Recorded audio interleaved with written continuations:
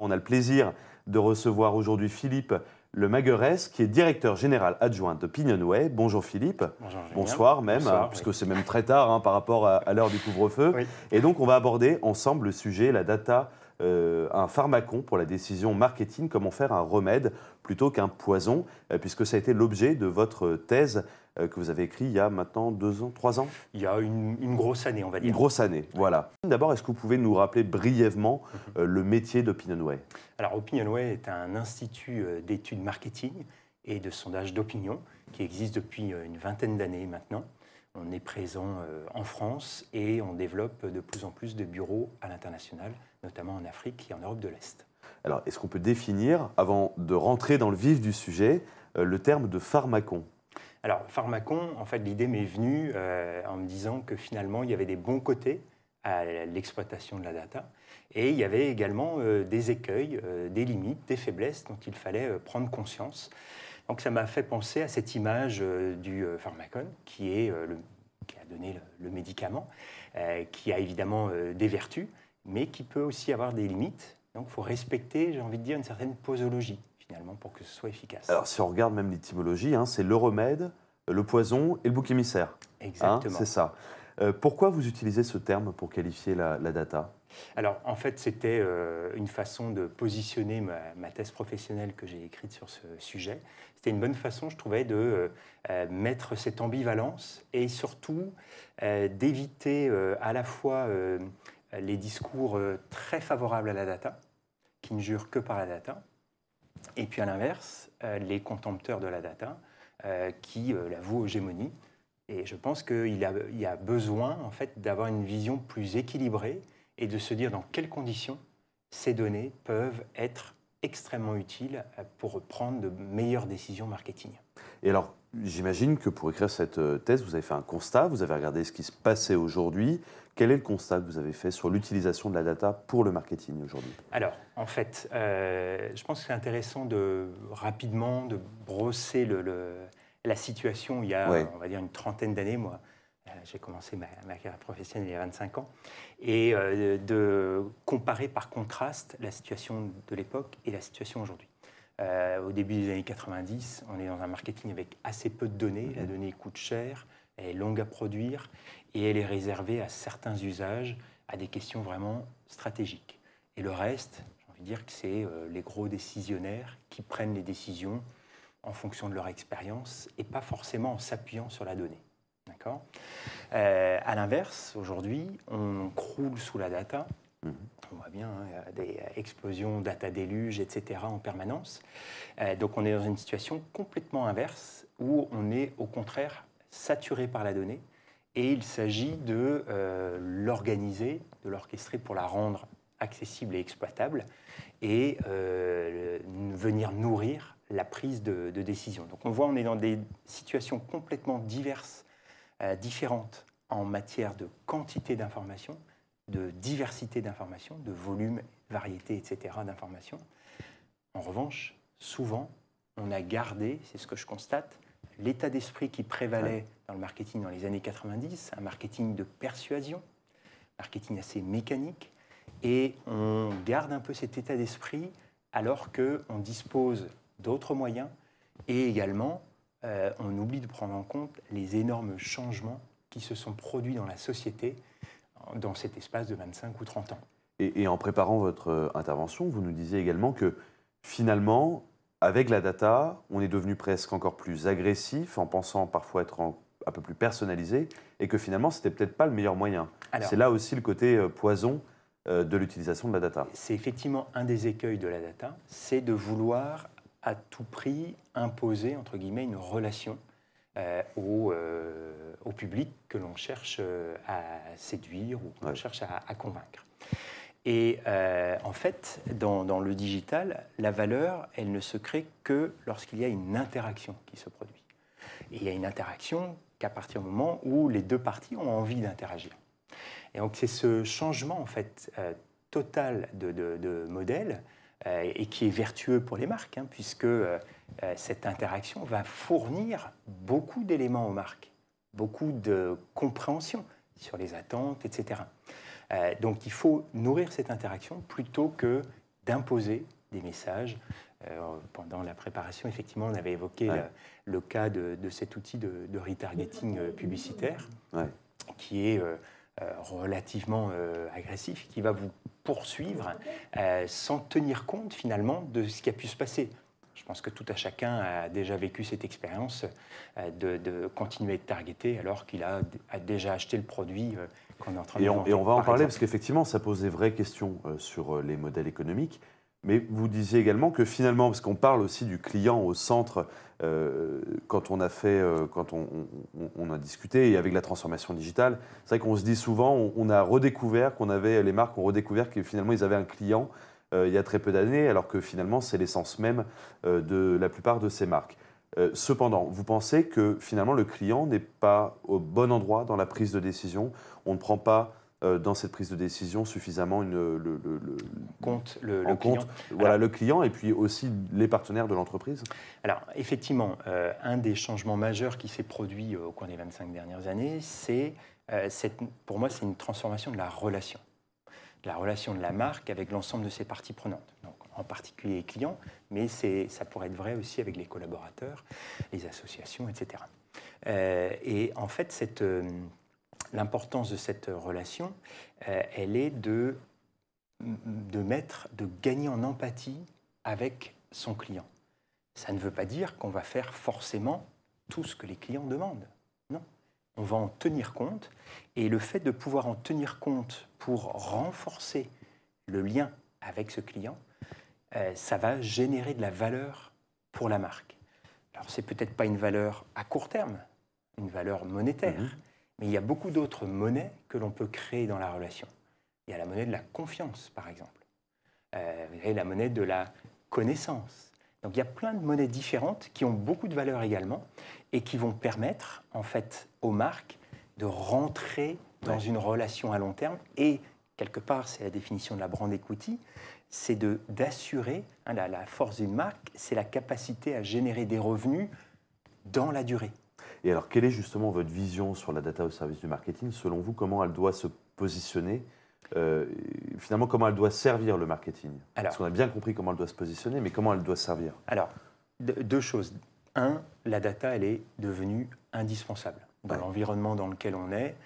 Si on souhaite correctement répondre, être pertinent face aux besoins de nos clients, on a besoin de mieux les connaître. Donc, ça passe forcément par de la data, différents types de data, mais ça passe forcément par ça. Donc, c'est un chemin obligé. Maintenant, la data, ça n'est pas une fin en soi. Il faut la mettre au service d'un objectif, d'une vision que la marque se donne. Et ces data, au jour le jour, parce qu'on ne l'a pas évoqué, mais évidemment, on est dans un environnement où les décisions doivent être prises rapidement, etc.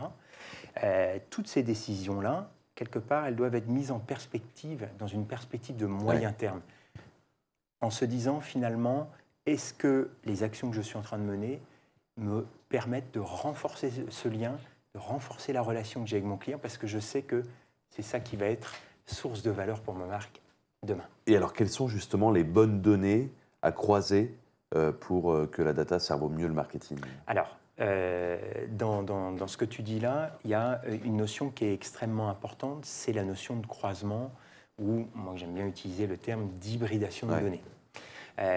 Pourquoi? Parce qu'en fait, chaque type de données a des limites. Les données déclaratives, les personnes peuvent exprimer des opinions qu'elles ne pensent pas complètement, ou elles peuvent être sujettes à discussion parce que en fonction de son état d'esprit, etc., on peut avoir des variations sur des attitudes, par exemple. Mais c'est de la même chose sur les data comportementales qui remontent en automatique. Il y a également plein de trous dans la raquette. Donc, toute forme de données a des limites, en fait. Et un des intérêts de l'hybridation, c'est de limiter les risques que l'on prend avec tel ou tel type de données. Ça, c'est le premier avantage. Le deuxième avantage, ça va être d'avoir des éclairages croisés. Je prends un exemple très simple et très concret. Si on exploite des données d'une base CRM, ça va permettre de comprendre comment le chiffre d'affaires d'un retailer, par exemple, se constitue. D'accord? Avec quel client, qui achètent des chemises, des pantalons, etc. Très bien. En revanche, vous n'avez pas du tout de compréhension de pourquoi ces achats se font. Et là, vous pouvez combiner cette exploitation des données CRM avec une enquête déclarative où on va rentrer en relation avec le client pour mieux comprendre ce qui l'amène à acheter ceci, à acheter cela, dans quel contexte, etc. Et là, on va avoir une double donnée qui va permettre d'avoir une meilleure compréhension et également de pouvoir activer.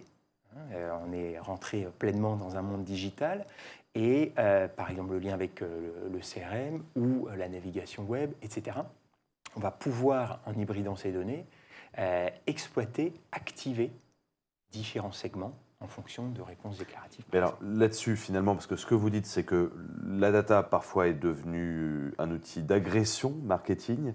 On va trop parfois dans la personnalisation. C'est l'écueil aussi qu'on a pu connaître il y a certaines années. Mais ce qu'on peut répondre à ça, c'est que l'RGPD a peut-être été aussi une solution et a calmé ces choses-là, notamment sur le retargeting.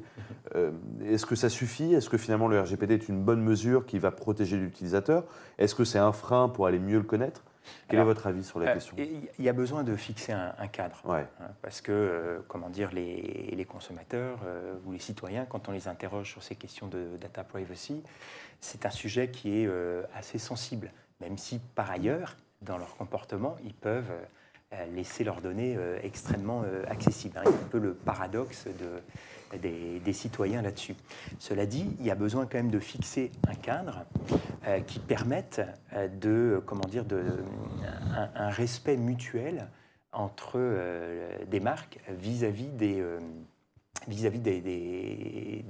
consommateurs, des clients. Et c'est dans l'intérêt des marques également. Parce que qu'est-ce qui se passe lorsqu'il y a de l'agressivité marketing? Les gens se protègent. Bien sûr. Donc, c'est par exemple la montée des ad-bloqueurs. On doit être à 25-30% d'ad-bloqueurs. C'est finalement les décisions qui sont prises par les FAI, par des sociétés comme Google qui vont limiter à leur avantage, évidemment, cet accès-là. Donc, on n'est pas gagnant. Personne ne sort gagnant. Or, je pense que la vision qu'on doit avoir, c'est plus celle d'un écosystème où finalement, toutes les parties prenantes, le client, le collaborateur, la marque, doivent avoir quelque chose à gagner dans un fonctionnement un peu plus harmonieux. Le client, il a à gagner, s'il communique, s'il partage ses données, il va pouvoir avoir des services plus personnalisés qui vont davantage répondre à ses besoins. Ça veut dire l'accompagner aussi, avoir de la pédagogie. Exactement. Pour lui faire comprendre qu'il a tout intérêt à partager ses données. Et il y a des marques qui jouent très bien le jeu et qui vont... et vous pensez qu'on peut revenir en arrière? Parce qu'aujourd'hui, si on se met à la place du client, on a peur. On voit bien la réaction quand on va dans un magasin. On va y retourner bientôt dans les magasins physiques. Quand on nous demande notre adresse mail pour rentrer dans le CRM, la première réaction, c'est « est-ce que vous allez m'envoyer des sollicitations ?» Donc, on ne comprend pas que c'est pour le confort de l'utilisateur. Voilà. Et c'est là où il y a un besoin... Est-ce qu'on peut rattraper toutes ces années d'abus? Alors forcément, il y aura des efforts importants à mener par les uns et par les autres. C'est évident. Mais ça passe par des petits gestes. C'est d'expliquer, quand vous collectez une information, à quoi elle va servir pour le consommateur, quel bénéfice lui va pouvoir en tirer. Et c'est là où vous créez un dialogue, une zone et vous créez un climat de confiance. Or, on parlait tout à l'heure de monnaie, la monnaie de la confiance, c'est probablement une des monnaies les plus rares aujourd'hui, en particulier dans ce contexte de crise sanitaire. Et donc, à chaque fois qu'on génère cette monnaie confiance, c'est intéressant pour les marques vis-à-vis de leurs consommateurs et vis-à-vis de leurs clients. Juste pour clôturer sur ce point-là, après on va parler de l'interne dans les entreprises, parce que là aussi il y a un rôle à jouer au sein même des entreprises. Ce que vous dites là renverse complètement finalement le modèle économique d'entreprises comme Criteo. Ça veut dire quoi? Ça veut dire que demain elles sont mortes, ça veut dire qu'elles vont continuer à vivre et se transformer? Je pense que ce sont des sociétés qui ont déjà anticipé ce genre d'éléments et qui sont assez réactives. Donc, mais effectivement, il ne s'agit pas de jeter l'opprobre sur qui que ce soit. Il faut voir que tout ça s'est passé extrêmement vite. Et les mouvements vont très vite. On ne peut pas en permanence prendre du recul, etc. Mais c'est vrai que il y a quand même des et ce type de société, effectivement, risque d'être en difficulté. Mais d'un côté, elles ont assez souvent pivoté. Et donc, je ne suis pas inquiet pour ces sociétés. Elles trouveront d'autres sources de valeur. Alors justement, si on parle de l'interne dans les entreprises, est-ce qu'il y a finalement, quelle est la place de la relation entre les départements? Parce que ce que vous dites, c'est qu'on doit faire croiser toutes les données, mais les données appartiennent, entre guillemets, à l'entreprise, bien sûr, mais au département. Ça veut dire que les départements doivent avoir une vision beaucoup plus transversale de la data. Et finalement, je vais peut-être être un peu provocateur, mais est-ce que le CDO a sa place, puisque tous les métiers doivent prendre en compte la data? Alors, par rapport à... Effectivement, c'est un autre des grands changements qui s'est produit au cours des 20-25 dernières années, avec en quelque sorte, le fait que les publics aient pris le pouvoir, consommateurs, citoyens, etc. Il y a besoin d'organiser l'entreprise non pas de façon auto-centrée sur elle-même, mais en tenant davantage compte de ses différentes parties prenantes, notamment de ses clients.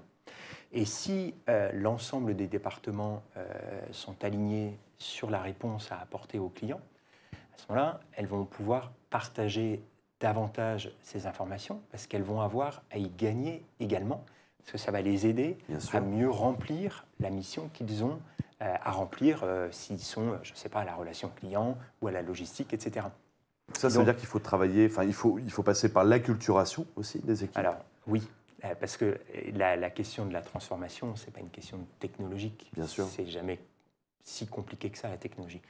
Ce qui est le plus difficile, c'est de changer en fait l'état d'esprit et la façon de collaborer et de se dire qu'il y a plus intérêt à collaborer qu'à mettre des barbelés.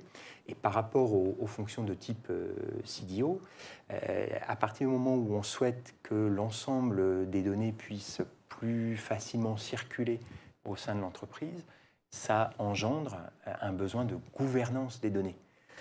Et cette notion de gouvernance des données, elle est transversale à l'organisation. Autrement, si elle ne touche pas toute l'organisation, à un moment ou à un autre, elle ne pourra pas rendre les services dont on a besoin de lui, dont on a besoin d'elle.